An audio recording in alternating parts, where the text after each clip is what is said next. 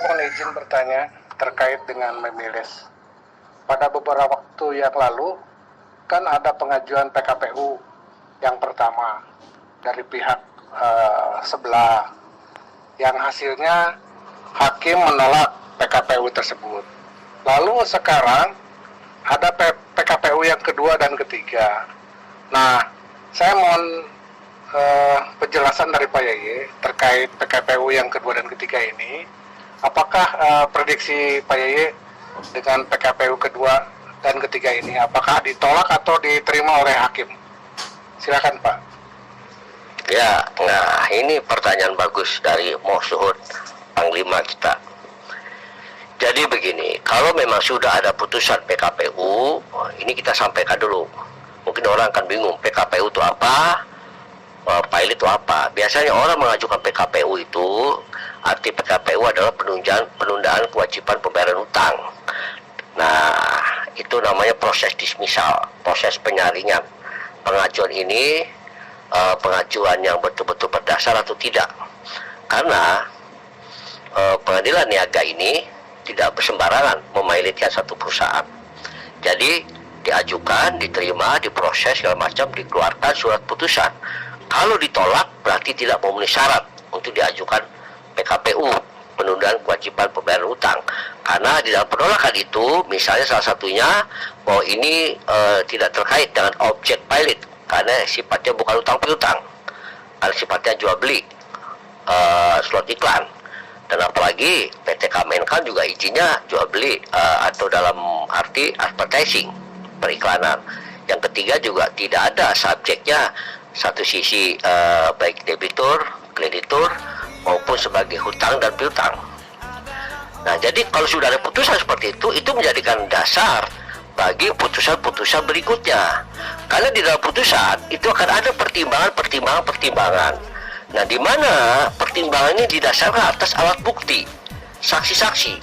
Nah, alat bukti yang sama, saksi yang sama, dalam arti keterangan saksi, tentu juga tidak boleh, artinya diulang lagi. Dan putusan apapun ketika putusan pertama ini tidak dinyatakan atau dinyatakan ditolak, maka otomatis yang lain pun harus ditolak.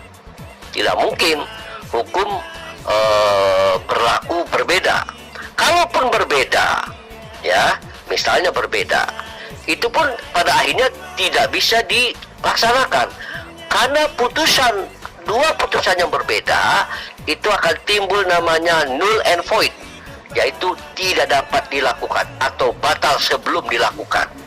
Nah, karena bagaimanapun juga putusan ini bermasalah, sehingga bisa saja putusan ini menjadi non-executable, tidak dapat dilaksanakan. Tetapi biasanya kalau sudah ada putusan awal menolak, ya kesananya menolak, begitu ya. Jadi percayalah bahwa putusan apapun tidak berdampak kepada Mimes atau PT Kemenkan. Sebenarnya siapapun yang mengajukan pilot terhadap PT Kemenkan itu adalah kesalahan yang sangat fatal. Kenapa? Karena ini rumah kita, tempat kita bernaung, dan kita berharap Mimes bangkit kembali. Nah, kalaupun misalnya terjadi tindakan pilot, dikabulkan PKPU, ditunjuklah kurator. Kurator akan mencari aset-aset yang mana. Yang jelas yang menjadi aset yang sedang ada pidananya ini tidak mungkin bisa jadikan bundel pilot. Nah, pasti akan berkoordinasi dengan pihak kepolisian. Ya. Nah, yang jelas sampai putusan besok itu saya yakini itu akan ditolak.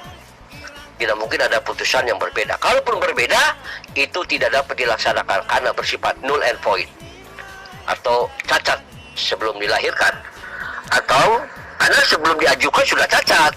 Kalau diajukan, saat dia mengajukan itu sudah cacat. Kenapa? Karena sudah ada putusan sebelumnya, gitu.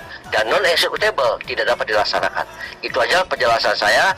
Jadi mari kita bersama-sama percayakan semuanya bahwa Mimes bangkit kembali. Dan ini masih ada waktu. Mari kita berdoa. Sedikit pun jangan beri ruang, jangan beri kesempatan siapapun yang mengganggu rumah kita. Mimes adalah rumah kita, Mimes adalah kebanggaan kita dan harapan kita. Terima kasih.